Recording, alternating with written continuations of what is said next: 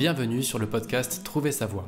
Je suis Alban Mas et j'accompagne mes clients à définir une carrière qui leur ressemble. Ce podcast reprend en replay les lives qui ont lieu chaque jeudi à 13h30 sur LinkedIn. Vous pouvez aussi retrouver les replays sur mon site albanmas.com et sur ma chaîne YouTube. Je vous souhaite une très bonne écoute.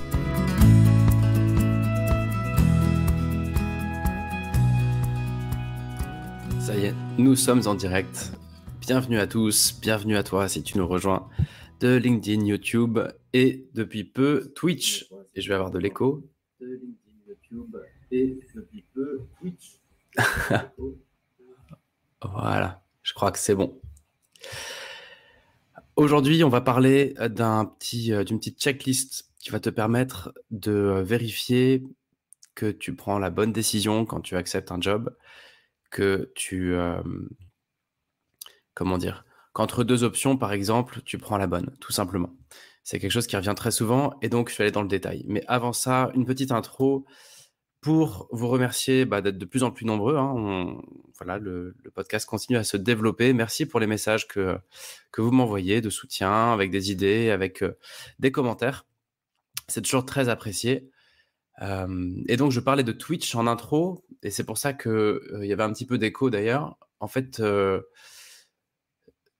Le problème avec LinkedIn, c'est la confidentialité. C'est-à-dire que c'est quand même un réseau plutôt B2B, plutôt où on est un peu exposé. On peut pas raconter n'importe quoi. Donc, il existe un profil masqué, mais c'est quand même pas dingue quand on parle de sujets un peu touchy. Et il y en a quand même pas mal sur ce média. Eh bien, voilà, c'est pas le réseau le plus communautaire, le plus participatif du monde, et encore moins quand on a des problèmes au boulot et que tous nos collègues et nos boss peuvent voir ce qu'on écrit et que ça reste dans le marbre.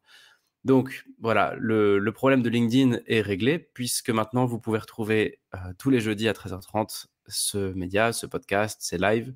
Vous pouvez les retrouver sur Twitch.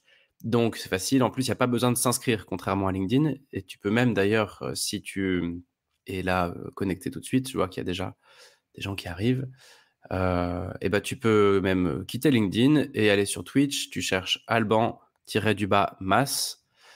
MA2SE et donc tu n'auras pas besoin de te connecter pour pouvoir regarder ce live et donc poser tes questions, écrire des commentaires et partager ce que tu veux partager. Donc voilà, bienvenue à toi aussi si tu es sur Twitch. Pour l'instant, j'imagine qu'il n'y aura pas grand monde.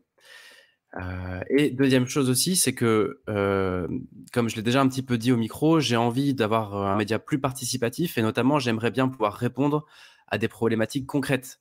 Donc que tout le monde puisse poser sa question, apporter une problématique ou un sujet un peu en permanence, on va dire, avec une boîte à idées. Et donc ça y est, c'est en place parce que justement sur Twitch, il y a un petit module qui permet de poser des questions. Pas besoin de s'abonner, pas besoin de s'inscrire pour faire ça. Et donc ça donne une bonne confidentialité. Donc si tu rencontres une problématique dans ta carrière, dans ton travail, et si tu veux en parler, et si tu veux qu'on en parle en gardant ta confidentialité, eh bien, n'hésite pas à laisser un commentaire ou une question dans Twitch, et j'essaierai d'en parler jeudi prochain, tout simplement. Voilà pour l'intro. Et donc, il y a d'ailleurs, à ce propos, il y a quand même aussi toujours un projet qui me tient à cœur, qui consiste pour cette année à lancer une libre antenne, donc plutôt radio, je pense. Et donc voilà, si tu entends cet épisode et que tu connais du monde en radio, n'hésite pas à me mettre en contact parce que je suis convaincu que ça peut être utile d'avoir une petite chronique, un petit créneau de 15, 20, 30 minutes pour répondre à des vrais problèmes, des vraies questions en direct, inviter pourquoi pas d'autres coachs à répondre. Voilà, tout le monde n'a pas un CPF plein à craquer, tout le monde n'a pas forcément 200, 300, 500, 1000, 2000, 3000 euros à mettre sur la table pour avancer dans sa carrière. Et donc, je crois vraiment dans ce média et n'hésite pas à m'aider à le construire ou à m'aider à trouver la bonne place si tu entends cet épisode et que ça t'inspire. Voilà, bref, revenons-en à nos moutons et à notre épisode. Cette question à se poser avant d'accepter un job.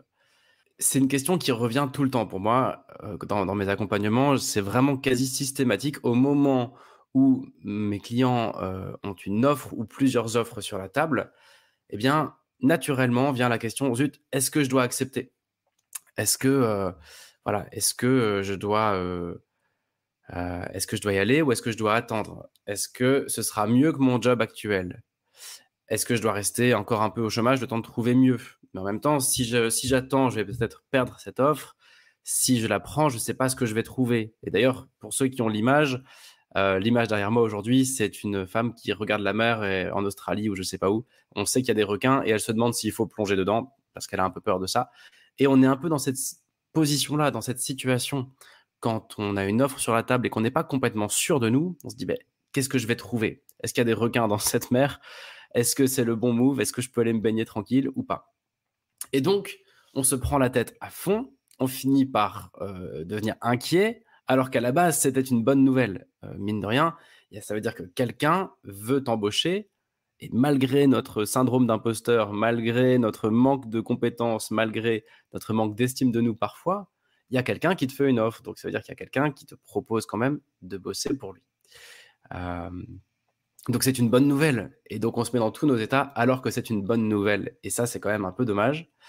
Et donc, voilà pourquoi j'ai voulu faire cet épisode-là, parce que ça arrive tout le temps et qu'en fait, il y a des réponses assez simplistes, assez simples, qu'on peut essayer de décrypter maintenant, des questions qu'on peut se poser pour simplifier les choses. Je vais juste couper Twitch parce qu'en fait, je me vois en double et c'est pas très agréable. C'était juste pour voir comment ça marchait. Mais voilà, je crois que sur Twitch, il y a aussi un chat. Donc, ça peut permettre de poser ces questions, mais je quitte. Voilà. Désolé, hein, pour ceux qui sont en direct, je tâtonne un peu aujourd'hui, mais c'est pour la bonne cause. Donc, ce fameux sujet-là, comment est-ce qu'on fait pour discerner? Souvent, la grande question, c'est est-ce que je capitalise sur mon rationnel? Est-ce que je dois faire un choix purement rationnel? Est-ce que je dois accepter ce job qui m'éclate pas beaucoup, mais rationnellement, ça tient la route?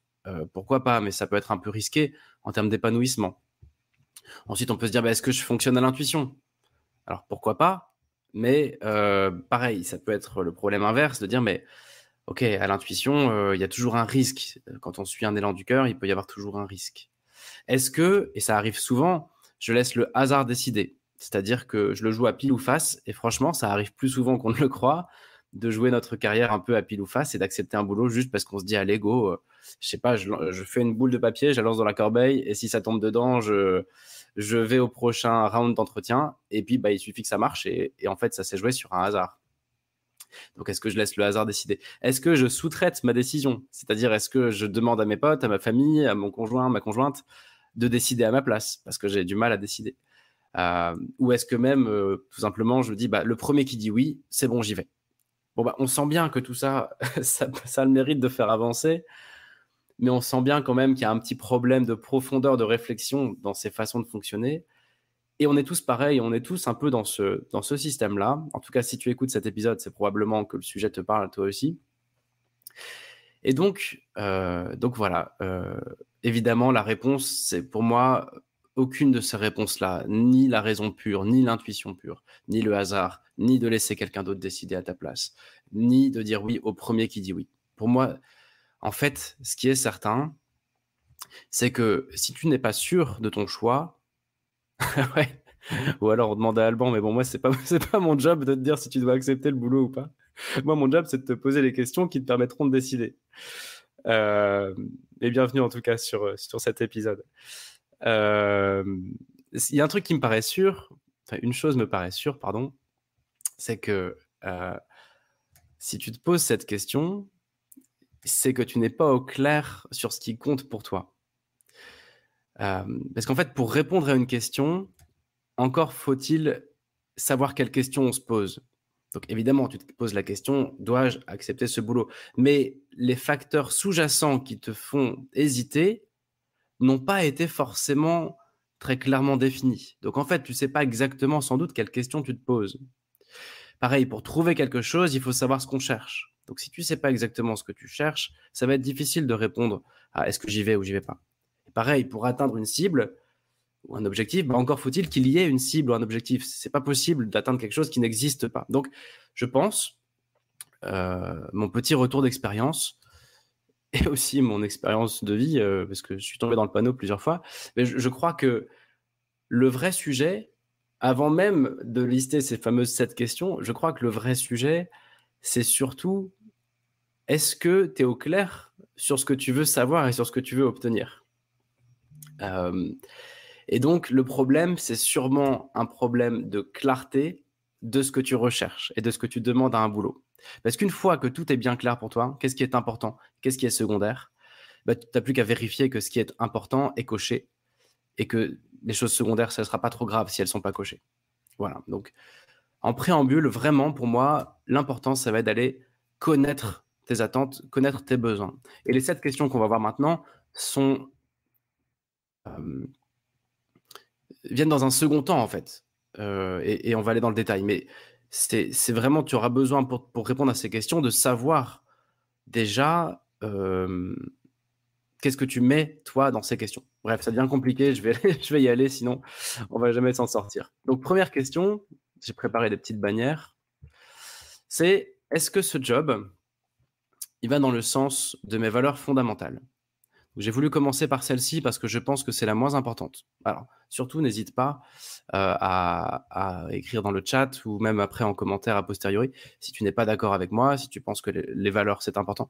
Moi, je pense que les valeurs, on s'en fout un peu, en fait, parce que c'est un terme vraiment galvaudé, c'est un terme qu'on utilise tout le temps. On veut être avec, des gens qui ont les mêmes valeurs que nous, on on est hérité de certaines valeurs et cetera. Bon, les valeurs, le truc, c'est que ça change tout le temps, à mon sens.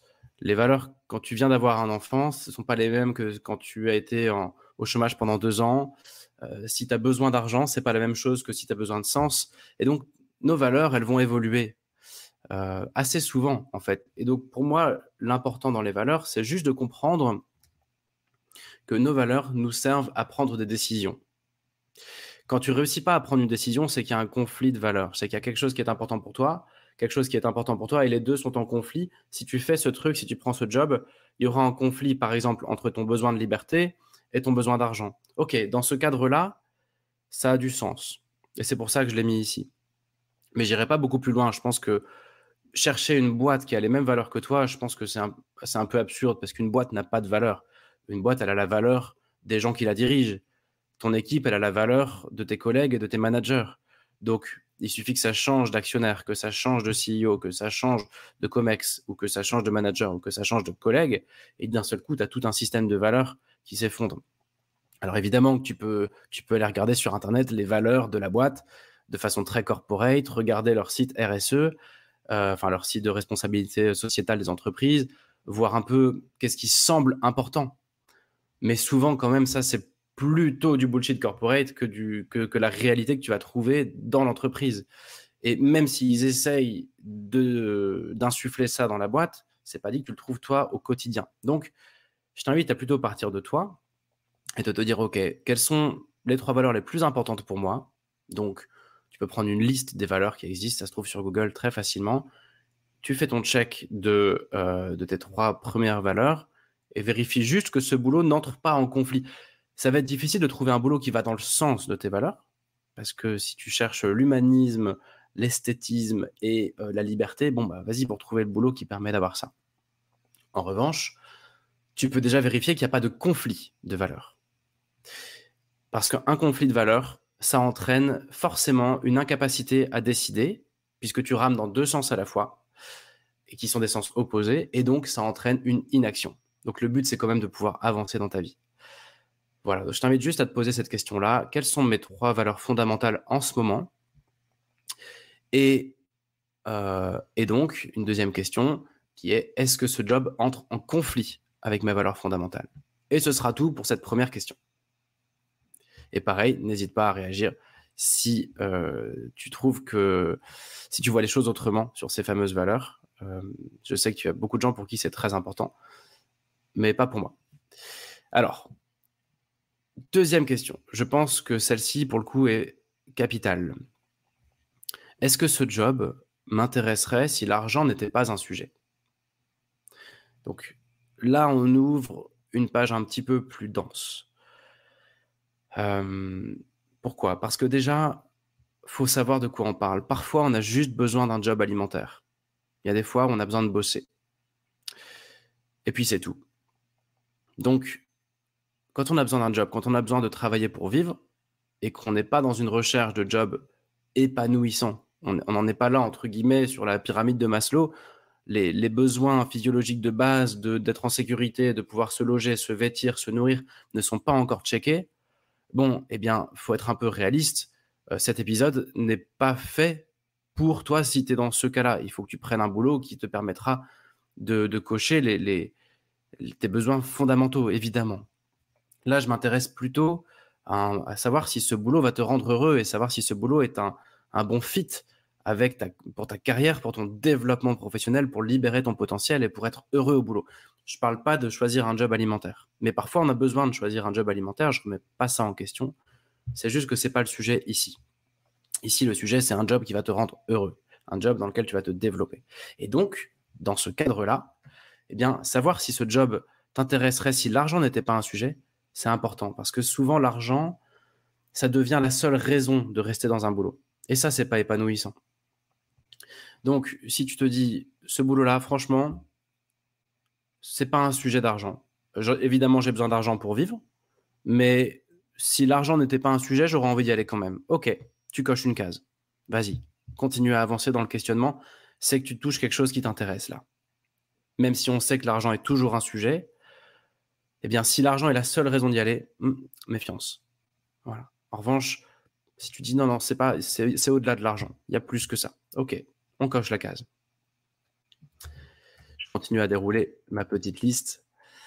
En fait, avant d'aller à la suite, le point sur l'argent, c'est tout simplement, est-ce que ce job t'intéresse ou pas? Si l'argent est la seule raison d'y aller, c'est juste que ce job, il t'intéresse pas. Tu as juste besoin de te nourrir. Et en fait, ce job, tu vas le percevoir comme un job alimentaire. Même si c'est un job qui nécessite un doctorat, hein, peu importe le niveau d'études, c'est juste que si l'argent est la seule raison d'y aller, bah oui, c'est un job alimentaire, qu'on le veuille ou non.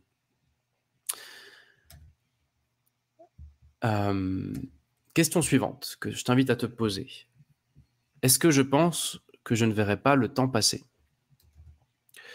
Donc, cette question, elle invite à réfléchir à ton cœur de métier. Tu sais, dans un job, pour tous ceux qui nous écoutent, dans un job, il y a un secteur d'activité et un cœur de métier. Parfois, on a besoin de changer de secteur. Par exemple, je veux continuer à faire du coaching, mais dans le secteur de la banque. Voilà. Parfois, on a besoin de changer juste de métier. Je vais rester... Pardon, excusez-moi, je m'embrouille. Parfois, on a besoin de changer de métier, mais on garde le secteur. Parfois, donc par exemple, je reste coach, mais je vais le faire dans la banque. Parfois, on a besoin de changer de métier et on garde le secteur, c'est-à-dire je reste dans l'univers du coaching, mais je vais plutôt devenir comptable pour une boîte de coaching. Voilà. Et puis parfois, on a besoin de tout changer. Donc, quel rapport avec le sujet? C'est que ici, on va parler pas trop secteur. Le secteur, c'était plutôt le point d'avant. Est-ce que l'argent est un sujet ou pas? Est-ce que ce secteur m'intéresse? Là, on va parler plutôt cœur de métier. À quoi tu es payé du matin au soir? Et donc, c'est intéressant de réfléchir à la mission de ce job. À quoi va consister le quotidien de ce boulot? Et est-ce que le quotidien de ce boulot est quelque chose qui te paraît assez cool pour que les journées passent vite et que tu n'aies pas trop l'impression de travailler? Par exemple, pour moi, l'enfer, ça va être de gérer, de compter et de donner des ordres. Si mon cœur de métier consiste à compter, à gérer et à donner des ordres, le soir, je vais être complètement cramé. On est tous capables de tout faire. Évidemment que je peux faire ça. Et tout le monde est capable de tout. On sait s'adapter. En revanche, à quel prix? Et à quel prix aussi de charge mentale? Parce que l'avantage d'un boulot dans lequel tu es payé à faire des choses que tu fais naturellement, entre guillemets, un boulot zone de confort, je ne parle pas en termes de challenge, mais en termes de cœur de métier, eh bien, ça ne va pas te fatiguer. Et le soir, quand tu vas finir ton travail, tu vas rentrer chez toi, tu vas fermer ton ordi ou prendre ta voiture ou ton vélo, et tu n'auras pas besoin d'1 heure ou de 2 heures pour te remettre sur pied, parce que tu auras été payé à faire des choses que tu fais naturellement et des choses dans lesquelles tu vois pas trop le temps passer, des choses que tu fais, encore une fois, de façon assez naturelle. Et donc cette question-là me paraît importante. Est-ce que dans ce boulot, je ne verrai pas le temps passer? Ça veut dire, est-ce que le cœur de ce métier, c'est quelque chose que j'aime bien faire naturellement? Je voudrais juste faire une parenthèse là-dessus parce que j'accompagne souvent des personnes, enfin parfois des personnes qui ont qui ont craqué et qui ont décidé de prendre un job, vraiment une planque quoi, parce qu'ils disent: «J'avais trop de responsabilités, j'étais trop fatigué et donc je prends une planque». Le truc, c'est que la planque est souvent tellement peu stimulante intellectuellement et elle est souvent tellement loin de ce qu'ils font naturellement en termes de cœur de métier que, alors certes, ils finissent à 16 heures ou à 17 heures leur boulot, mais quand ils rentrent à la maison, ils sont lobotomisés et tout ce qu'ils peuvent faire, c'est regarder la télé pendant 3 heures ou aller se balader pendant 3 heures juste pour retrouver un minimum d'énergie. Donc le boulot planque a perdu tout son intérêt parce que même si tu finis à 14 heures, 15 heures, 16 heures ou 17 heures au lieu de finir à 20 heures, et bah, de toute façon, tu as besoin de te recharger tellement ça t'a vidé. Donc c'est ça cette question-là, c'est: «Est-ce que je pense que je ne verrai pas le temps passer? Ou est-ce que je sais déjà que le temps sera long dans une journée de travail?» Attention si c'est ce truc-là, ce deuxième scénario.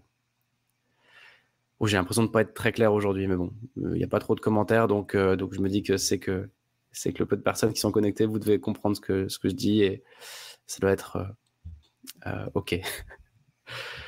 Question suivante que tu peux te poser, quand tu hésites entre 2 jobs ou si tu hésites à rejoindre un job, c'est: «Est-ce que je pense avoir des prédispositions pour ce job?»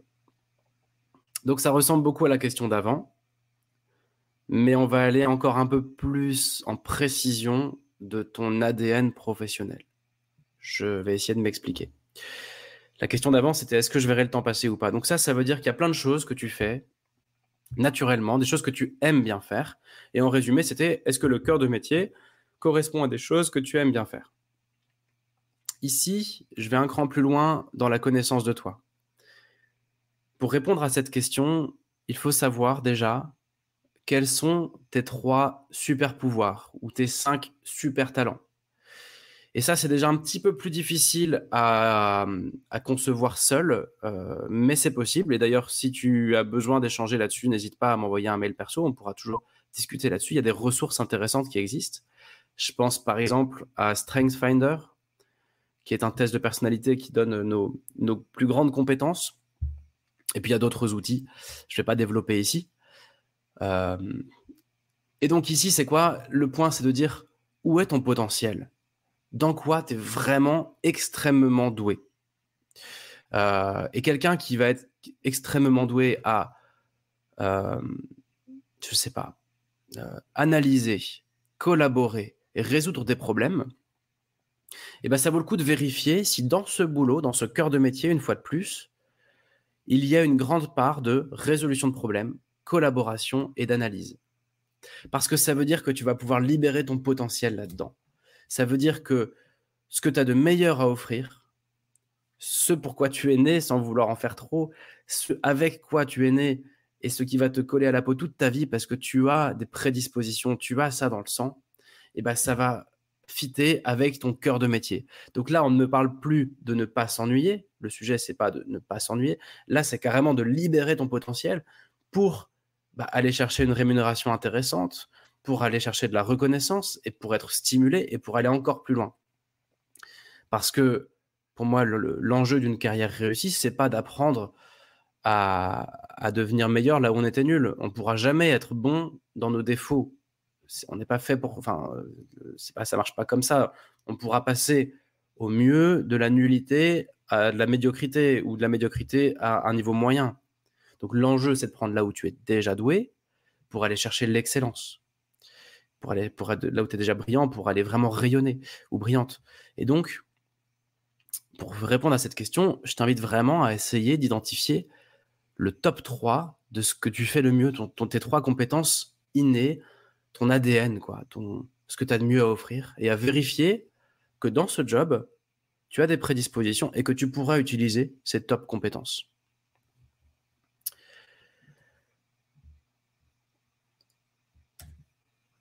Question suivante que tu peux te poser, ce serait, est-ce que ce job intègre mes motivations primaires? Alors là, je pense que je dois expliquer, c'est un peu du jargon de coach, hem, mais c'est important. Dans un bilan de compétences, en tout cas tels qu'ils sont pratiqués chez Mempacap, avec qui je travaille et aussi dans ma méthode personnelle, on utilise ce qu'on appelle les motivations. Les motivations primaires, c'est quoi? Ce sont les choses qui sont tellement motivantes pour toi que si on les enlève, ça devient extrêmement démotivant.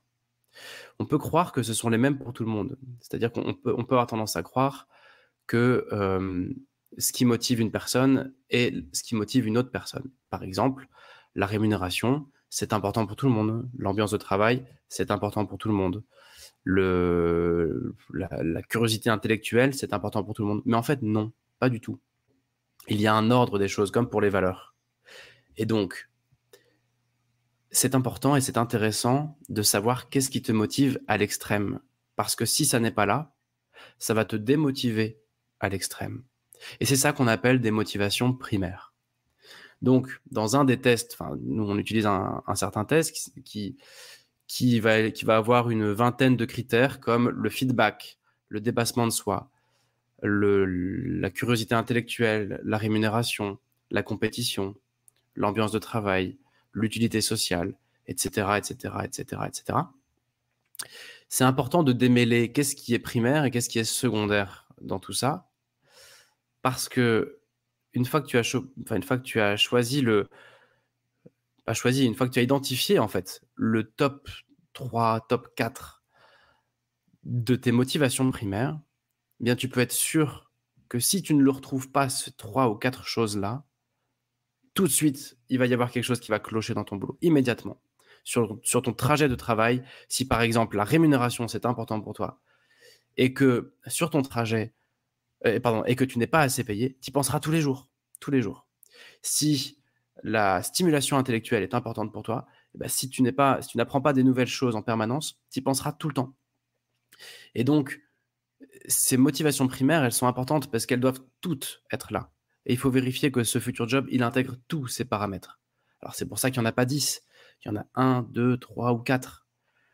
Mais ils sont tellement importants, ces paramètres, qu'il ne faut pas trop négocier avec. Et qu'il faut s'assurer dans ton futur boulot que oui, ce qui te motive vraiment sera présent et donc tu auras une raison d'aller travailler. Encore une fois, les motivations primaires sont fragiles dans le sens où s'il en manque ne serait-ce qu'une seule, tu n'as pas de raison d'aller bosser. C'est vraiment l'expression un seul être vous manque et tout est dépeuplé. Elle prend tout son sens pour les motivations.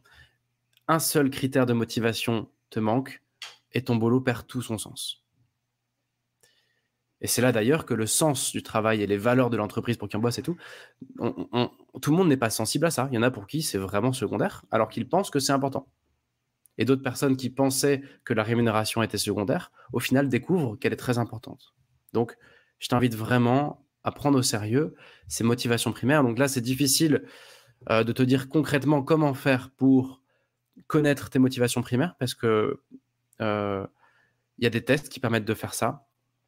Mais bon, déjà, c'est possible de partir d'un bout de papier et de se dire, voilà, comme pour les valeurs, parmi tous ces éléments qui sont motivants ou démotivants, lesquels sont essentiels pour moi, et tu fais le top 3 et ça pourra te servir à savoir si ce job qu'on te propose, pour en revenir à notre sujet, est-ce que ce job qu'on te propose, il coche bien les 3 cases?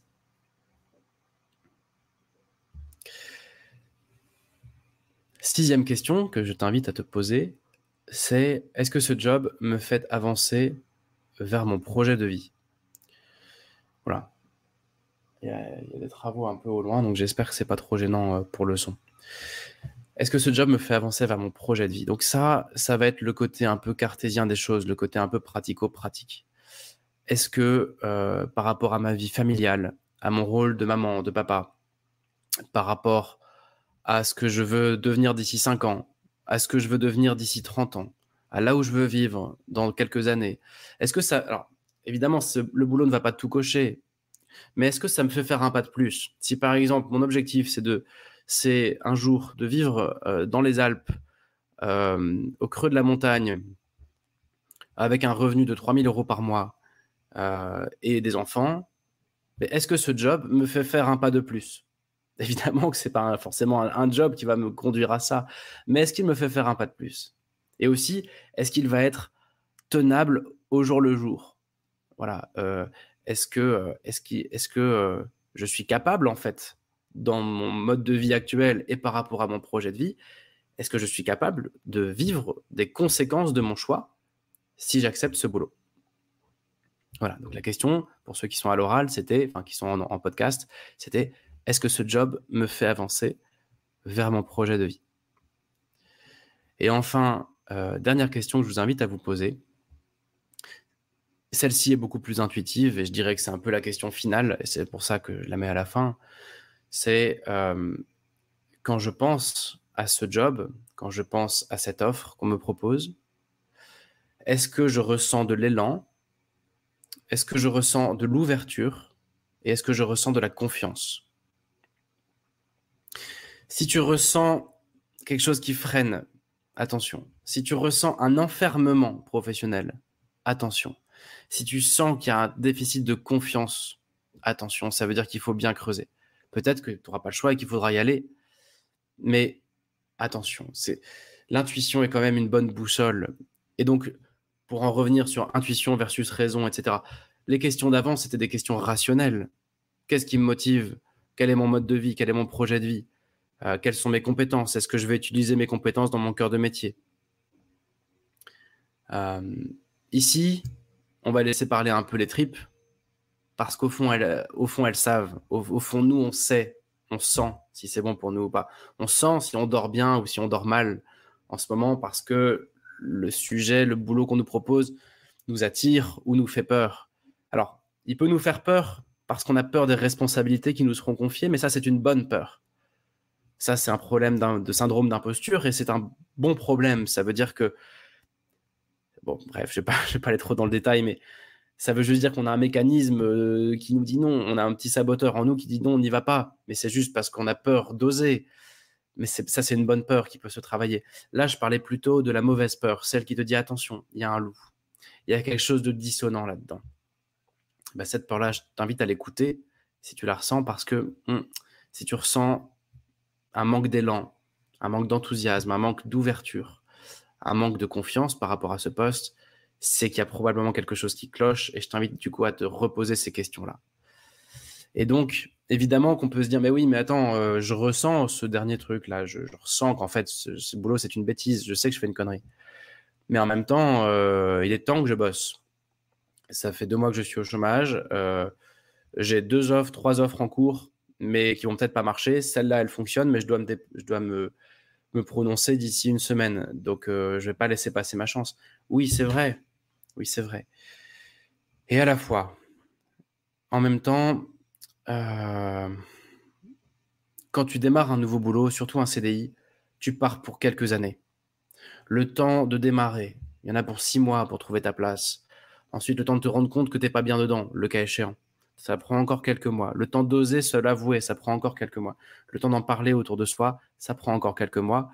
Et le temps de trouver la suite, ça va te reprendre quelques mois. Donc, je t'invite juste à pondérer les choses et te dire, OK, le mois de chômage ou de galère que je vais avoir encore, parce que ce boulot-là, il est tout cuit, j'ai plus qu'à signer. Mais je sais, mais il est pas bon, tu le sais au fond de toi, celui-là, il est pas bon.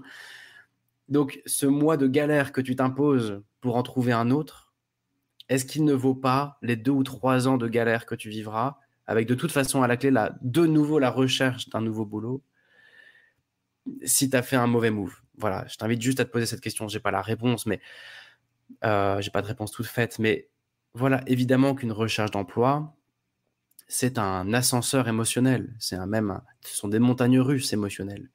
Et donc, on a très envie de dire, mais attends, ce boulot, il existe, on me le propose, je prends. Parfois, on n'a pas le choix, il faut y aller. Mais si tu peux t'offrir un petit peu de temps, en tout cas, si c'est dissonant, si ce boulot n'est pas bon pour toi, ben, continue à chercher. Il y a autre chose qui se cache derrière, qui t'attend. Et donc, voilà, encore une fois, j'ai pas de réponse toute faite, mais attention, si tu ne cherches pas un job alimentaire, mais que tu cherches vraiment un boulot pour être heureux ou heureuse, euh, et que tu ne ressens ni élan, ni ouverture, ni confiance, bah, c'est pas un bon move. Et il faut oser se l'avouer. Et il faut se remettre en route pour trouver le bon move. Voilà. Après, encore un tout dernier point par rapport à ça, tu peux aussi très bien te dire: «Beh, je prends ce boulot» et d'ailleurs, je pense que c'est très pertinent de la jouer comme ça. C'est: je prends ce boulot qui n'est pas un bon move, je le sais, mais qui coche pas mal de cases et qui a le mérite d'être stabilisant pour moi. Et en parallèle de ce boulot, je continue mes démarches, je continue mon bilan de compétences, je continue mes réflexions personnelles, je continue mon cheminement et mes réflexions qui m'emmèneront un jour à la bonne direction, enfin dans la bonne direction. Donc, donc voilà, ça peut être aussi une bonne façon de résoudre ce problème quand tu sais que ce boulot n'est pas vraiment celui qu'il te faut, mais que tu n'as pas encore trop d'idées de ce qu'il te faut ou que tu ne peux pas te permettre de refuser ce boulot. Eh bien, ça peut te dire: «OK, je me fais un deal avec moi-même, j'accepte ce poste, mais je continue mes recherches en parallèle». Voilà, parce qu'après tout, être en poste, c'est plus gratifiant que d'être au chômage. C'est souvent plus dynamisant que d'être au chômage. C'est socialement mieux reconnu que d'être au chômage. C'est professionnellement mieux reconnu. Donc, quand tu cherches du boulot, il vaut peut-être mieux être en poste qu'être au chômage, et cetera. Donc, ça peut aussi être une bonne façon d'avancer, de se dire: «J'accepte ce boulot qui ne coche pas mes cases, qui ne répond pas à ces questions, mais qui a le mérite de me permettre de bosser et donc d'être dans une certaine dynamique, de retrouver aussi des droits au chômage éventuellement et en revanche, je me promets de continuer à chercher un boulot qui me rend heureux jusqu'à avoir trouvé un boulot qui me rend heureux». Voilà, ça peut être aussi une façon de faire. Ma conclusion pour cet épisode, je crois qu'il y a pas de questions, j'ai juste des robots qui viennent m'embêter à nous proposer des choses, sur le chat. Ma conclusion pour cet épisode, c'est que on est très nombreux à accepter des boulots comme ça, un peu comme cette personne qui va se baigner avec les requins, sans avoir vérifié certaines choses. Et donc, je t'invite vraiment à vérifier les choses, à à oser poser des questions, oser rencontrer des futurs collègues avant de signer. C'est super important parce que c'est quelques heures ou quelques minutes de galère que tu vas t'imposer d'aller vérifier les choses. Ça va t'épargner des mois et des années de galère s'il y avait quelque chose qui n'allait pas. Et au contraire, ça va éclairer ta lanterne et ça va te permettre de foncer si justement tu trouves que ça a du sens et que ce que tu découvres te plaît. Et ça va en plus appuyer ta candidature parce que tu te seras renseigné de l'intérieur. Donc, moi, vraiment, mon call to action sur cet épisode, c'est de dire, avant d'accepter un boulot, pose-toi ces questions et impose-toi d'aller échanger avec un futur collègue, avec une personne de cette équipe. Voilà, impose-toi ça, cette discipline. Va sur Glassdoor pour aller voir ce qu'on dit sur cette entreprise. Va rencontrer une personne qui fait un peu le même boulot que toi dans la même boîte et qu'elle te raconte un peu comment elle vit les choses. Impose-toi cette hygiène professionnelle-là pour éviter d'avoir une mauvaise surprise. Après, c'est tellement facile de le faire et personne ne le fait et il faut le faire. Voilà. Ce sera tout pour cette semaine. Merci d'être venu écouter cet épisode. N'hésite pas à t'inscrire, à t'abonner, à partager des choses. N'hésite pas à utiliser la boîte à idées sur Twitch pour proposer des choses ou présenter ta situation personnelle si tu veux qu'on en parle. Et alors, j'annonce un truc, c'est que bientôt, le 20, je sais plus trop quand, le 2 février, je crois, je vais avoir une personne très intéressante au micro qui va nous parler de la relation parent-enfant et de comment se libérer de d'une part de notre éducation, de comment on a été construit. Et donc, il a écrit un livre qui s'appelle « Vos parents ne sont plus vos parents ». Et je serai très heureux de l'accueillir au micro. Et donc, ce sera le 2 février et je ferai une petite com dans ce sens. Voilà. Passez tous une belle semaine et puis je vous souhaite beaucoup de bonheur dans vos boulots. À la prochaine.